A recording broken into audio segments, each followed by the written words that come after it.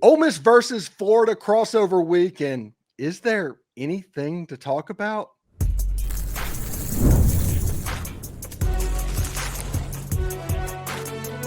You are Locked On College Crossover, part of the Locked On Podcast Network. Your team every day.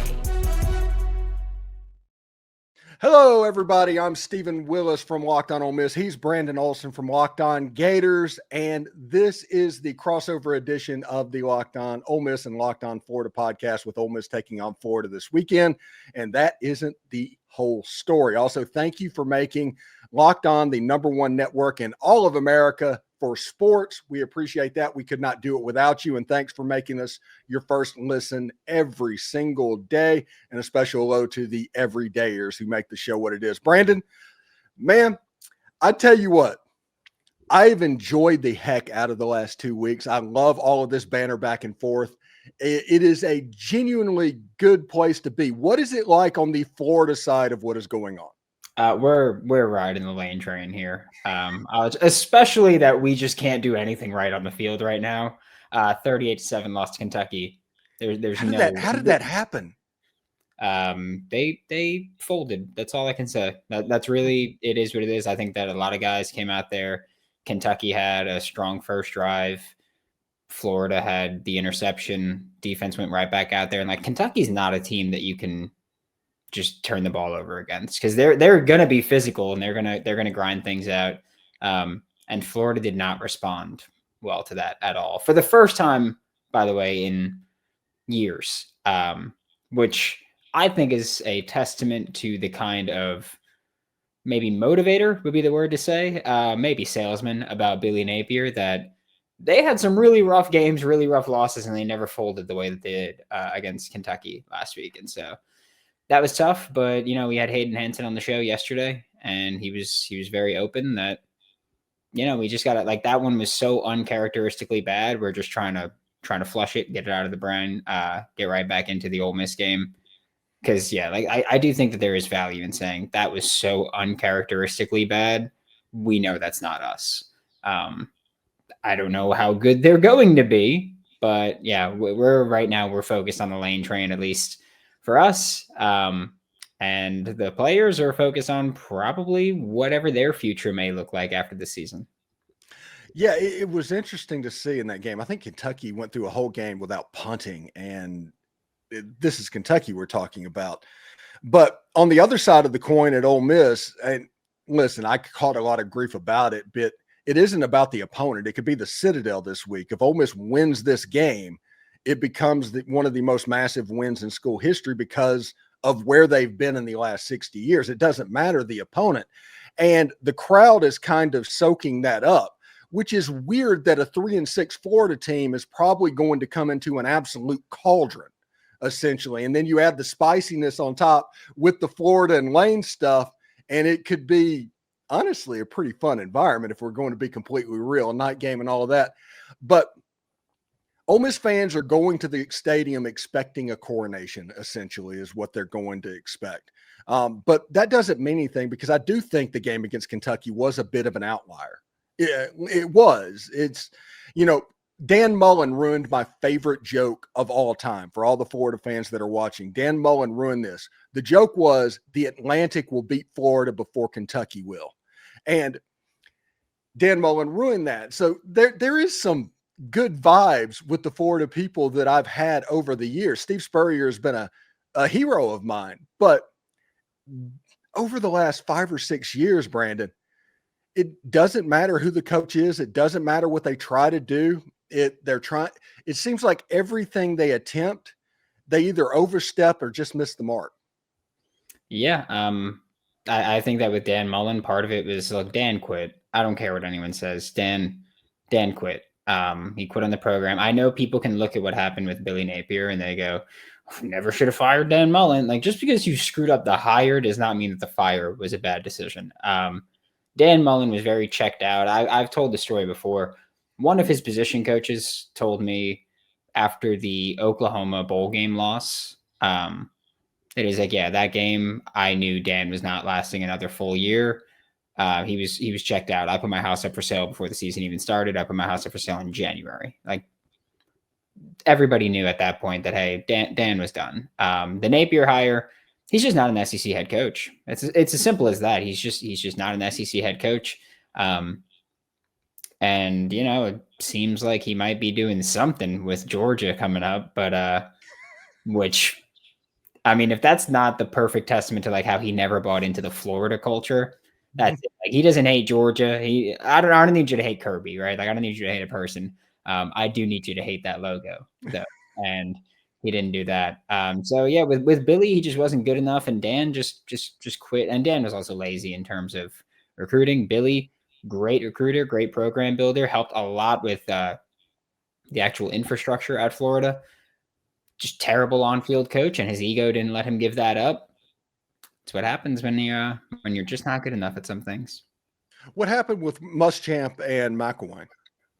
Muschamp never got the OC right, and McElwain had just so many weird things happening that it was like, what? That was the shark thing, right? Yeah, it's like, what the hell are we even doing here? And so I think McElwain was just a whack job, in like a respectful way. I don't mean it to be like, oh yeah, he's a psychopath. But yeah, Florida, like they've gotten hires wrong for different reasons. Like with Muschamp, I think that's the risk you run with every defensive head coach or with every defensive coordinator that you hire to be a head coach. I think that's the risk, is that if they don't get the OC right, they're dead in the water. Like, it's as simple as that. Like, I think most people would rather say, hey, I'll take an offensive-minded head coach who might have a crappy defense, but that's going to win me more games than having a defensive-minded coach with a crappy offense. Like, you still need to put up some kind of points. And on defense, like, teams will screw up. Teams will make mistakes. You'll get lucky and you'll get more breaks. So with Muschamp, he did the typical hire a defensive-minded coach.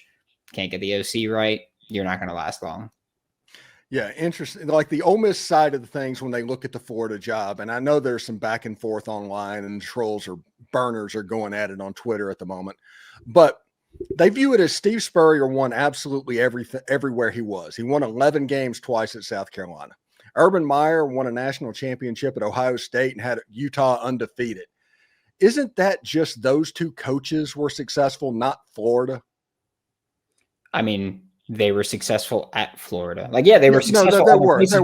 They were successful other places because they're great coaches. Yes. And I have no problem acknowledging that before Spurrier, Florida is not a program that was winning a lot, right? Like, I don't think anybody is going to, I was going to say, I don't think anybody's going to lie to you there. But people are going to lie to you there.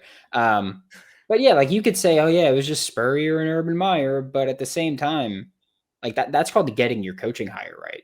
Like that's what that is. That's getting things right there.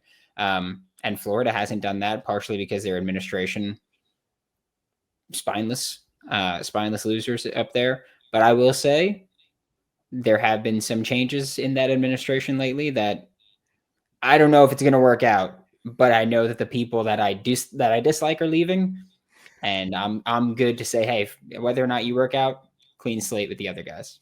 Yeah, my point on that was Spurrier and Meyer. Yes, he got it right. They got the hire right at Florida, but that is a bullet point towards Ole Miss whenever you just talk about jobs. Now, the recruiting base, Florida's a populous state.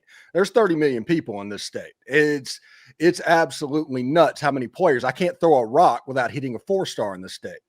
But when you look at the historic things, you can say, well, you had Lane Kiffin at Ole Miss, and he's been cooking for the last 5 years at Ole Miss. Florida's been really struggling in this new environment in college football, and the Ole Miss people are just wondering what makes that job better than the Ole Miss job. You know what I mean? Yeah, I think that a lot of it does come down to the recruiting. I think that as far as the recruiting base being there, like I know people also go, oh yeah, well, kids in Florida leave the state. They do, right? But guess what? You compare Florida to any other program or any other state, they're going toe-to-toe with the best. Like I know people, we have this conversation a lot with LSU fans because LSU job's open. And they'll go, okay, like, well, people don't leave Louisiana. They've got, whatever of the top 12 or top 15, like they're going to go to LSU if LSU wants them.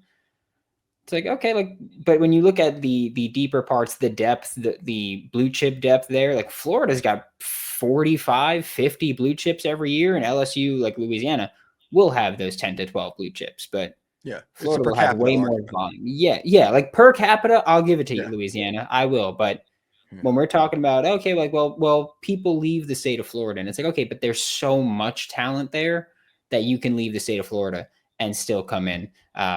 Or that you can have people leave the state of Florida and still bring in a ton of talent there. So I don't get concerned with that. I do think that the investment Florida is really starting to make in getting serious about things, I think that'll help them a lot with this very high NIL figure that is attached with, I'll say, certain head coach hires.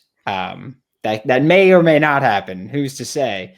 But I do think that there's a lot of investment there. I do think that, like we could talk about how Florida outside of Spurrier and Urban Meyer don't have that championship success. They haven't had it since Urban Meyer left. And just to compare it to the Ole Miss job, it's like, okay, well, in that time span, how many championships does Ole Miss have? And in that same time span that we're talking about, and in that time before that, like, that's why, like, I don't get when they go, oh, well, outside of Spurrier and Meyer, then you haven't had it. And it's like, okay, then outside of nobody, you don't have it at all. Like, I don't think that that's a great argument to make as to say why Ole Miss would be better or on par with Florida, whatever the argument is. So again, most programs, when you take away their best coaches, not great. Mm-hmm. That's what makes the coaches great coaches.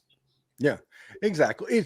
The point is the argument that Ole Miss fan hears, and this is the Florida fans getting on Twitter. It's like, well, Florida's a turnkey operation. It's a no-brainer, all of that. And the reality is Lane right now has whatever he wants. He is literally a king-like figure in Oxford, Mississippi, where he can make $13.5 million, which spends at about, 75% at what is down here. So you're going to make that money even go a little bit farther. But that's the point of that everybody's trying to make on that stuff. Anyway, when we come back, we are actually going to get into the game. I do swear we're going to get into the game. We're going to talk about Ole Miss and Florida and all of that coming up next. The NBA is back, and there's points to get in on the action. I think I read that wrong. Sorry about that, Brandon. The official sports betting partner of the NFL, even if you missed the start of the game or you want a hot hand, FanDuel has live bets bet on everything to who will score the next points to the fourth quarter comeback. Plus, you can even combine your live bets to a same-game parlay for an even bigger payout. What is your play, Brandon, on this game? What are you thinking about?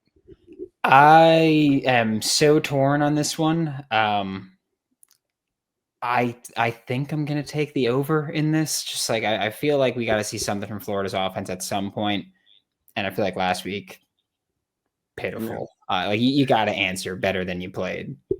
Yeah, I like the idea of the over because, listen, if Lane Kiffin even wants to entertain going to Florida, he wants to put up sparks in this game. So there's going to be offensive points one way or another on this. It helps keep every game exciting, especially when your team is making that late push. Right now, FanDuel is giving new customers $300 in bonus bets when your first $5 bet wins. So head to FanDuel.com and sign up and play your game with FanDuel, the official sports betting partner of the NBA.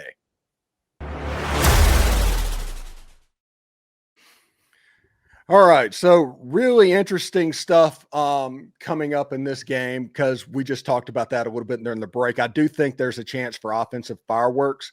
The Ole Miss defense, by the way, over the last 3 or so weeks, they've played much better. Now, a lot of that has to do that you weren't playing Georgia, but they have played better. If you can't power run the ball, you're going to struggle. Now, the problem with that is Florida has Jaden Baugh, who is potentially one of the better running backs in the entire Southeastern Conference. But the other side of that is there's not much else healthy for the Florida Gators right now. Yeah, that injury report, going to be very long as it is every week with Florida. I can tell you now, Florida's probably going to have 3 times the number of names that are on there compared to Ole Miss, just because that's why not. Like that's just what life is. Receivers are banged up. Trey Wilson's out for the year. Dallas Wilson's out for the year.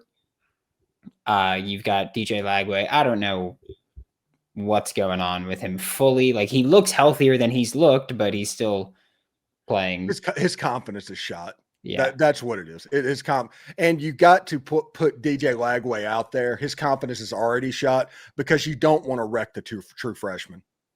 Yep. Which, look, I will say this. If you start Tramel Jones, I'm not going to be mad about it. I'm not just because like DJ's not doing anything for you right now. Like he's just being a liability right now.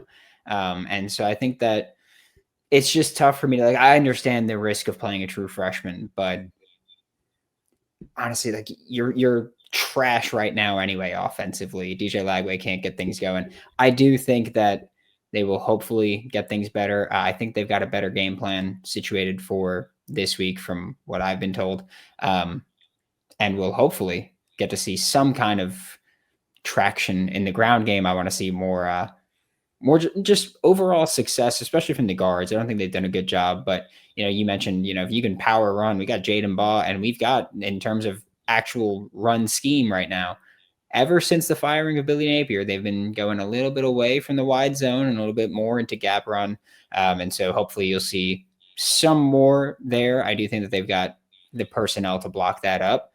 It's just, I need to see a little tiny bit more from the guards in terms of when they're actually pulling to, frankly, just light someone up. Yeah.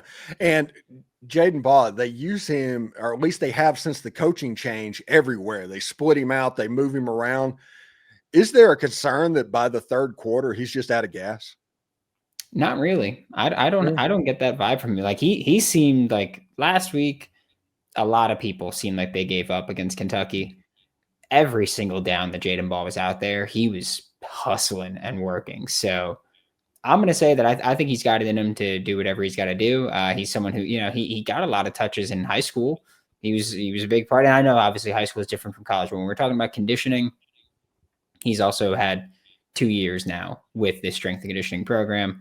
He's been able to do this. He's been a workhorse when he's been needed, especially as injuries have piled up in the running back room too. I don't get concerned with Jaden Baugh's ability to hold up. One thing that's interesting this game on Ole Miss defensively is the rise of the Ole Miss defensive line over the year, because they had all those high school kids that were playing early in the season on the defensive line, and they've just gotten better and better and better and better. And basically you have 3 5-stars sitting on that defensive line, depending on health. We'll see how Will Eccles is in that game. But I think the physicality is the important thing. You need to go and try and beat up Florida. You need to bring the fight to them, and you need to score multiple times early to where there's incentive for them to let go of the rope. Because I heard a stat in that Kentucky-Florida game that Florida hasn't come back from a deficit more than 10 points since the 60s. How is that possible? Since the 60s? That it sounded like that would have said. I could have got it wrong, but they did come back from 10. That was a Tennessee game about a decade ago. But the way they said it was a long way, to the point where my eyes just kind of perked up. Yeah, I think they said that wrong. Okay. Because, I think even just, a year or two ago, they were down a good bit against South Carolina, came back on the road and won that one with Graham there. So maybe it was, I don't know what it could have been. It could have been in that series. It could have been, I don't know what it could have been, but they're, God, that would be miserable. That would just be truly miserable. Yeah, it's just like, if that happened, you heard that number, you just perk up and you're like, the dog thing where you turn your head around, it's like squirrel. It's like, what was that? And it will be interesting to see. I do think that Florida, like I said, I grew up liking Florida. I had a Danny Werfel jersey when I went to college. That's how old I am. But when you look at this Florida hire, I think that Lane Kiffin, they're going to try really hard. Everybody's going to try really hard. The Little Giants and Danny O'Shea replacing him, they're probably coming after Lane Kiffin right now too. But I do think that it's not as turnkey as Florida fans think, and it's not as much of a done deal as Ole Miss fans think. Yeah, I will say, don't think it's a done deal by any stretch. I will also say that, I think that sure, not as Turnkey, right? I think that if DJ Lagway had taken the developmental steps that a lot of people thought he would take, then you could say, yeah, you got a good base there. You got your QB, but now you don't have the QB. You got to figure that out. Losing 4 of your 5 starting offensive linemen, or 3 of your 5 starting offensive linemen, but the 2 that are coming back haven't exactly been exceptional this year. So I think that, there's a good bit that you can look at and say, all right, it's not as turnkey as people think. But I do think that when you talk about as seamless as a 3-6 coaching hire can be, I think you're there, because I think you've got 2 back-to-back great recruiting classes that you've had. This 2026 class hasn't had a decommit to this point, which national media will shout out LSU for, and they'll give LSU credit for that. Florida, by the way, just want to throw that out there. I know that you guys hate it, but it is what it is. LSU's got other stuff going on right now. Oh yeah, well, I'm just saying, it was the Tuesday after they fired Brian Kelly, and On Three put out a national report, and they were just like, LSU hasn't had a decommit in the 2 days since we fired Brian Kelly, and it's like, okay, well, we fired our coach 10 days ago, and we still haven't had one. And at this point, technically, they didn't fire Brian Kelly. Oh yeah. Yeah, that was a week later or 2 weeks later. They're going to try and fire him for cause. I was like, come on, man, that's shady. I would put nothing past that university. I have no respect for them, and I never will. But yeah, I think that for Lane, it's a great spot to come in and be able to compete right away. I do think that you'll have some transfer portal additions if you were to come in. Florida's got the easiest schedule next year that they've had in what feels like my life at this point. I mean, it's just been a gauntlet year after year. So, and watch, I say this now, next year, all those teams that are on the schedule that I'm like, oh, those are winnable games. They're all going to be just God squads, because that's how it goes. But yeah, I think that for Lane, this is the spot. And also, I think it's foolish to not acknowledge that throughout his career, it's been no secret that he's been interested in the Florida job. He was interested in the Florida job when they hired Dan Mullen. He was interested in the Florida job when they hired Billy Napier. I don't know why he all of a sudden wouldn't be interested in the Florida job. I will bring this up. Should the Miami Dolphins job come open, that would sway him. Okay. Yeah. I don't doubt you. I don't doubt that at all. I think that a lot of guys would like NFL jobs. Yeah. I think it'd be great. And I know, I don't think it's as enticing, and I don't think it'll happen with Lane, but I also cover the New York Giants, and they just fired Brian Daboll, and everybody's going, oh, get Lane. We've got his college QB here already. SEO. Yeah, that's it. That's all they're doing. All right. When we come back, we will talk about paths to victory in this football game and give our score predictions as well. This is the Locked On Ole Miss podcast and the Locked On Gators podcast. Stick around. When the opening whistle blows on a new repair, get your crew moving forward with Supply House. Order today and see parts on your doorstep tomorrow. Over 280,000 plumbing, HVAC, and electrical items from the most trusted brands in the business. Their real-time inventory and honest lead times help keep you from punting projects, while their industry-leading customer service always has your blind side covered. Need parts for a project? Supply House has next-day delivery. Talk about a game changer there. And their part finder tools and 3D schematics can save you hours on jobs where every detail matters.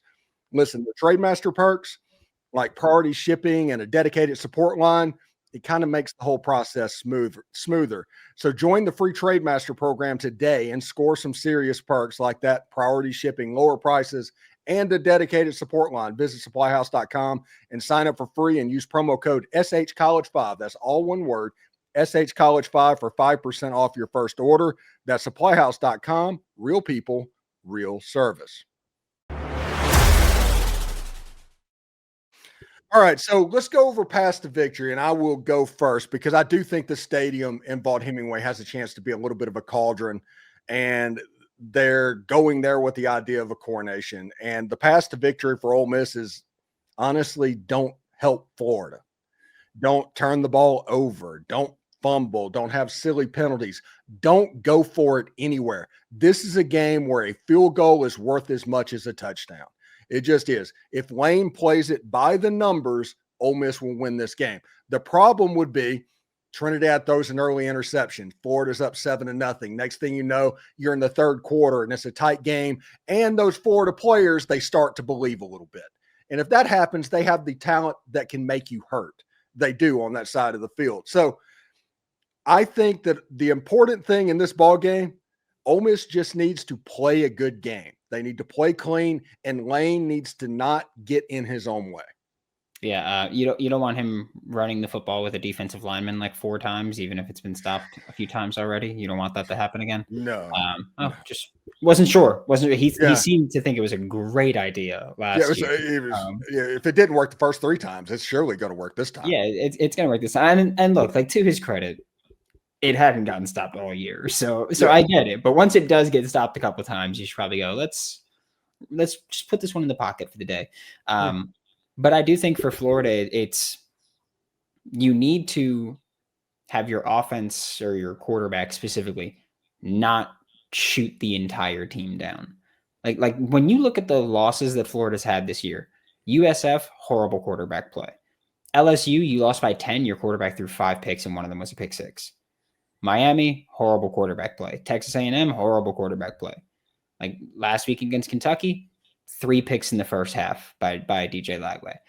You need DJ Lagway, or if at some point you turn to Tramel Jones, or if Tramel Jones rotates in at some point, you need your quarterback to not shoot you in the foot. You can run the football, especially when you're, not putting yourself in a 2nd and 15, or when you're not putting yourself in a 3 touchdown deficit because you felt like just playing hot potato with the football. So I do think that just your offense, your quarterback specifically, not shooting yourselves in the foot, vitally important for this team. Defense, you need to do what you've done this entire year outside of that Kentucky game. Like, you do that and the offense will have a chance. I think that, honestly, last week, I think that was the point where you just see the offense threw a pick, defense never bounced back. And it's entirely possible that that was the straw that broke the camel's back defensively. That it's just like, you know what, we've spent this whole season, we've spent fighting our asses off and keeping this team in the game. And all we've ever asked of this offense is, hey, give us 20, 25 points, like 20, 25 points. Just give us that. They have scored over 20 points in 2 Power 4 football games. And they won both of those, by the way. That was Texas and that was Mississippi State. But every other game, they've scored 20 or fewer, and they've lost that against Power 4 teams. And so I think that for the defense, it's, just hold tight and trust the offense. And quarterback specifically, just try not to screw up my Saturday for once this season. I would appreciate that. And I will say this, Brandon, you can put this in your back pocket. Ron Roberts and Lane Kiffin. Ron Roberts has had Lane Kiffin's number at Baylor, at Auburn, and last year at Florida, going up against that offense. But honestly, Trinidad Chambliss is a little bit different of an animal. Whenever you had Jaxson Dart and Austin Simmons, to some extent, they would load up on throw it to the stars. Trey Harris would get 12 catches and there wouldn't be a plan B. That isn't happening with Trinidad, so we'll have to see exactly how that looks. I think Trinidad's legs too. That's going to be different. I feel like Jaxson Dart didn't use his legs enough last year. I feel like Trinidad's more willing to do that. Yeah, it should be interesting. I think Ole Miss wins this game. It's going to be a relatively slow start for both teams. Ole Miss is going to have a second quarter really similar to what not necessarily happened Florida and Kentucky, but just a run towards the halftime. So look at that. It'll be 27-14 is the prediction I'm going with. Ole Miss wins the game. Buckle up. I already said the over, which the over set at 53.5. Yeah. So I already said the over there. I'm going to say Florida's winning 30-27. And I'm going to put this out there because I know there's already people who have already checked out just because I said Florida's winning. I know who the better football team is here. I know who the better coach is here. I know who the home team is. Like I said, last year, I said Florida was going to beat Ole Miss, and it happened, and I knew then Ole Miss was the better football team. Sometimes college football, it doesn't matter about who's the better football team. Sometimes it's like WWE. They're just like, let's do the better story is what we're going with. And so for that reason, I'm going to be wrong, but I'm picking Florida to win this game. Because I feel like I have to, for the story of last year was Billy needs to beat the guy that everybody wanted him fired for, which was Lane. This year, it's I want to see the guys, specifically on offense, show out for the guy that might be their head coach next season. So what do you have going after the game, your live stream plans and all that? The second the clock hits 0, we're going live on the Locked On Gators YouTube channel.